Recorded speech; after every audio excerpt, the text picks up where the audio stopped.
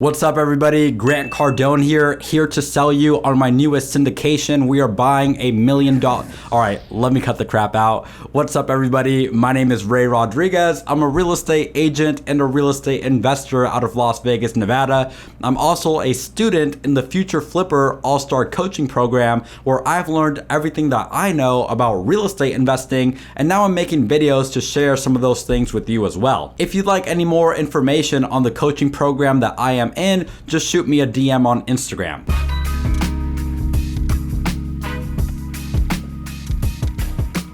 As you can probably tell from the title of this video, today we are going to be talking about how to cold call for wholesalers and for flippers. I've seen a ton of people make attempts at cold calling, and most people do a very poor job at it to no fault of their own. They just haven't been taught how to do it properly. So today, my goal is to teach you exactly how to make cold calls so that you're not just wasting your time and burning through leads, but instead you are able to make these calls and get contracts signed, which is the ultimate point of this business. Now, I want to pay my respects because I did not learn how to do this on my own. In fact, I want to give a huge shout out to my friend Michael Smith, who taught me everything that I know about how to cold call, and in fact, I would credit most of my sales skills to him. Michael Smith is Ryan Pineda's head of acquisitions. He is the sales manager. He is one of Ryan's closers. This guy taught me so much about sales and about cold calling that I just had to give him credit on this video. So Michael, if you're watching this video, I just wanted to say thank you. So with that being said, now that I might have slightly boosted Michael's ego, how do you cold call? Number one, it's not so much about what you say and more so about how it is that you say it. For example, if you give a script to Will Smith and you give that same script to me or to you or to anybody else,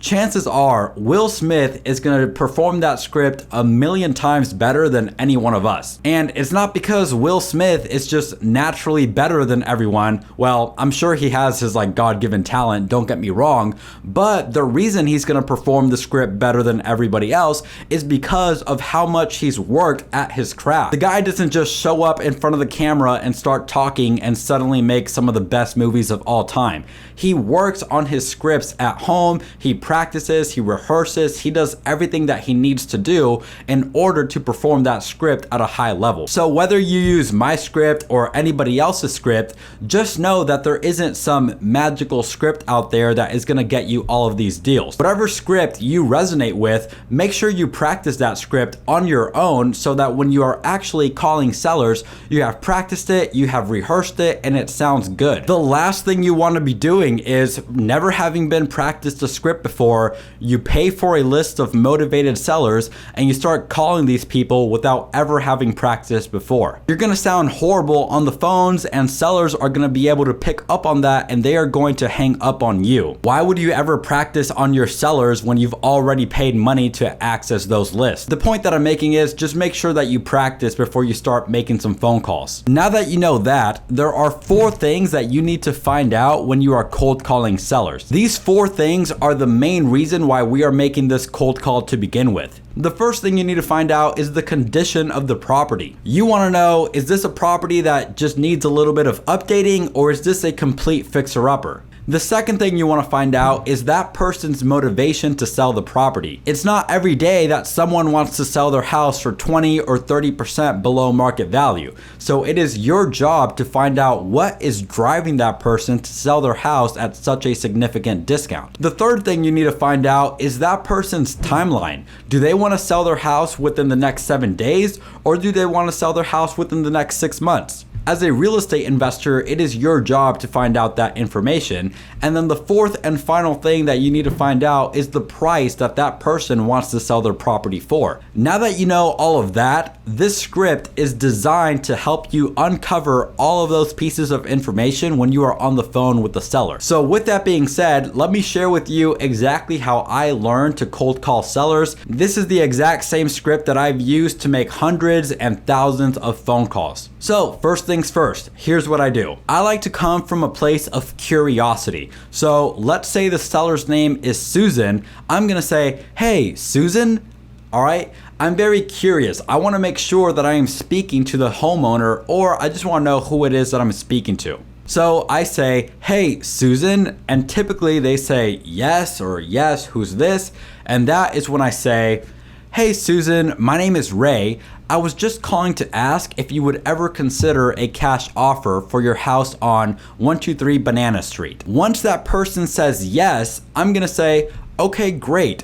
Do you have 5 minutes so I can ask you a couple general questions about the home? You might be wondering, why are you asking that question? And here's why. This is called setting the stage. The reason you want to do that is, number one, you want to be respectful of that person's time, but number two, let me give you a little example. So I recently tore my ACL. It wasn't fun, but hey, I was getting buckets, so it is what it is. Anyway, ever since I tore my ACL and I had surgery, I've had a bunch of insurance companies cold calling me every week. Most of the time when these companies are calling me, I end up cutting them off respectfully, telling them, hey, look, you reached me at a bad time, try me some other time. Or if for some reason I don't cut them off and end the call, sometimes it's been 10 or 15 minutes and I'm just wondering, how long is this person going to keep me on the phone? So the point that I'm making here is, you do not want your seller to be wondering those same thoughts in their head. You want to make it very clear to them from the beginning that you are going to take 5 minutes of their time. That way they are not wondering, how long is this person going to keep me over the phone? And they're not trying to hang up on you every couple seconds. So that's called setting the stage, and that is why I do it. So once I've asked them that question, what I say next is, how's the general condition of the property? Does it need any repairs? Here, most people will start talking. They'll say, oh, it's in good condition, this and that, whatever. They'll start talking about the property. They might tell you if it needs any repairs, or they'll tell you if it doesn't need any repairs. There's two main reasons why I'm asking that question. And truthfully, I can find out what I'm looking for in 5 or 10 seconds. I wanna know, am I dealing with a total fixer-upper? Or is this just a house that needs some updating? Maybe it just has some wear and tear from people living in it for a while, but there's nothing major wrong with it. That is mainly what I'm looking to find out when I ask that question. So that is the first reason why I ask. But the second reason, and more importantly, is so that I can build some rapport with the seller. Once people start talking, they start to feel more comfortable sharing information with you, and therefore they build some trust with you. I want that person to build trust with me because, of course, I'm gonna try to get them to sign a contract eventually, so I want them to trust me. If for whatever reason I feel like the seller did not share enough information about the property with me, I'm gonna ask them a follow-up question such as, have you made any improvements to the property in the last couple of years? Here they'll tell you, oh yeah, we updated the bathroom 3 or 4 years ago, or we put new flooring in the kitchen a couple months back. Again, this is just to build more rapport with the seller and find out a little bit more about the condition of the house. So now that we've already found out the condition of the property from the seller, we want to find the motivation. Why is this person looking to sell their house? So typically, this is how I pitch it. I say, Mr. and Mrs. Seller, this sounds like a great property. What's got you considering selling? Here, if you did a pretty good job building rapport with them earlier, they're gonna tell you why they are considering selling the property. Now, a lot of these sellers, and please note, this is very important, okay? A lot of these sellers have a pain point that is causing them to sell the property for significantly less than what it's worth. An example of a pain point could be a death in the family, a medical emergency, a divorce, anything like that that would cause someone to want to sell their house for below market value is something that I consider a pain point. Now, of course, there are more questions in the script, and here's where a lot of new wholesalers make mistakes. They get the information from the seller and then they move on straight to the next question. Let me give you an example of what not to do. You ask them, oh, what's got you considering selling? And they say, my husband just died. And you say, okay, when do you want to sell the house? Okay, that is terrible. Do not do that. You need to build rapport. And putting business aside, think about that conversation just from being a human being and having emotions. If someone tells you that their husband or their wife just died, are you gonna just move on to the next question? Well, if you're a decent human being, of course not. You're going to empathize with their situation. So always address their pain point. An example of how you can address their pain point is someone just told you that their husband or their wife passed away. Geez, Mr. and Mrs. Seller, I am so sorry to hear that. I'm sure you're handling that a lot better than I could. Obviously, that's just an example, and that sounded super scripted because it was, obviously. But when I hear that on the phones, my reaction is natural because I have no idea what that person's going through. So whatever I say in the moment is how I naturally feel. So you don't have to write down exactly how I say it because, you know, that was a scripted response. But however you empathize with people is how you should address their pain point. So that's important right there. Make sure you address that person's pain point and don't just carry on with the script as if they hadn't told you something major in their life. And also keep in mind, this is another opportunity to build rapport. Chances are you are not the only wholesaler calling that person. There's iBuyers calling, there's other wholesalers, there's flipping companies, there's a bunch of people calling these sellers. So make sure you build some rapport. That is going to help you get the deal as opposed to your competition. So moving on to the next step, once you've found out their motivation and you've talked to them a little bit, you want to find out what is their timeline for selling this property. Do they want to sell the house in the next week, in the next month, in the next 6 months? It is your job to find that out. The way I ask this question is actually very simple. I simply say, Mr. and Mrs. Seller, in a perfect world, when would you like to be closing on this property? They're gonna let you know, well, if I could have had this property sold a week ago, that would have been fantastic. Or they'll tell you, in the next couple months, I just need A, B, and C to happen. If they tell you that they need A, B, and C to happen, such as, oh, I just need my daughter to graduate first so that I can sell the house and we can move somewhere else. If they give you an example like that, that is gonna give you more information on why it is that they're looking to sell their house in the future. But if they tell you something like, well, I need to sell my house, but not for a couple months because I'm looking for a house right now and I can't move until I found a new place to live. When you hear something like that, it is your job to help that person solve their problem. So you might be offering to help them find a new place once you're able to buy their house. And that's a conversation for another video where we talk about problem solving, but I just wanted to briefly touch on it so that you have an idea of how to respond when people tell you when it is that they want to sell their house. And if they give you a reason why they need to wait, now you know how to kind of work with that a little bit. So at this point, you found out the condition, you found the motivation, you found their timeline. Now you need to find out the price. The way I ask about price is also a very easy way to ask. I say, did you already kind of have a price in mind that you were hoping to get for the property? I ask it like that every single time, and a lot of the time people give me their number. Sometimes people won't tell you the number that they're really looking to sell the house for, which is okay. We can talk about that more in another video, but for this video, let's just assume that they gave you the price that they're looking to get. At that point, I'm gonna look to set the appointment immediately.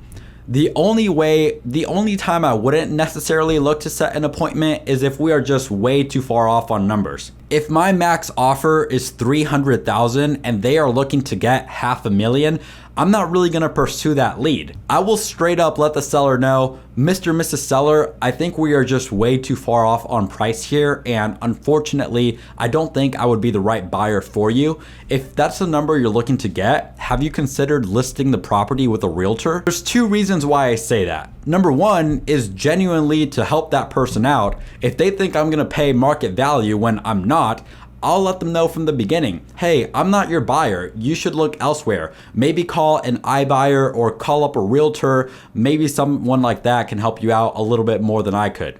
So that's the first reason why I say that, which is to help them out. But the second reason why I say that is honestly to help myself out. Why am I gonna put this person in a follow-up system when they are looking to get way more than what I'm willing to pay? It's just a waste of my time. It's a waste of their time. I want to focus my energy on motivated sellers who are looking to sell their property for below market value. And if you're a realtor, well, you could possibly list that property yourself.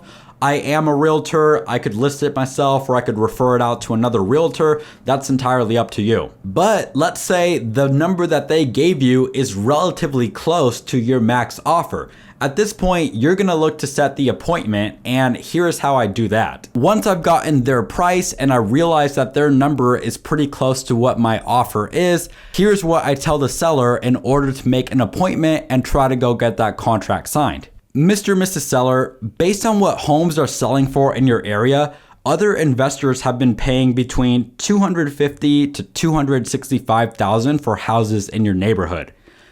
I'm not saying that that is my offer, but I'm guessing that isn't anything you'd be willing to consider even if I were able to pay cash, close on the date of your choosing, not charge any realtor commissions, pay your closing costs, and buy the house as is with no repairs.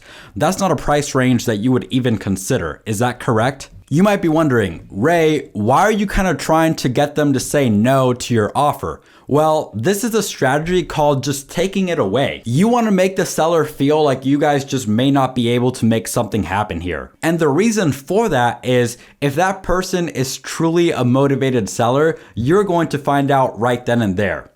If that person is a motivated seller and they are telling you they want to be at 300 and you just told them that other investors in your area are paying between 250 and 265, and then you said that's not something that you would even consider even if I could pay cash and blah blah blah, okay?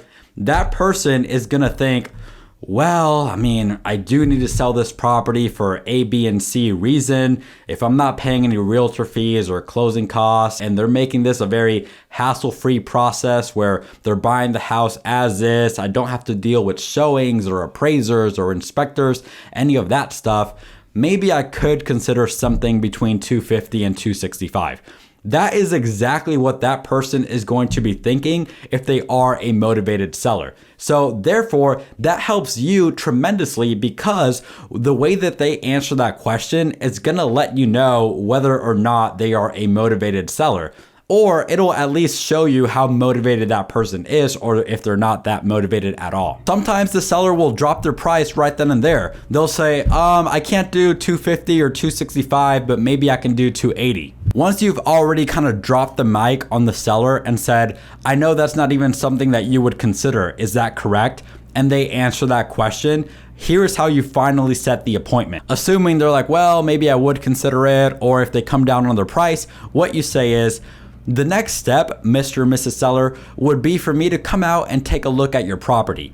After you show me around, we'll have a seat at the table, and between the two of us, hopefully we can come to an agreement that makes sense for the both of us. Does that sound fair? That is exactly how I say it, and 99% of the time, they're gonna say, yeah, sure, that sounds fair. At that point, all you have to do is just come up with a day and a time.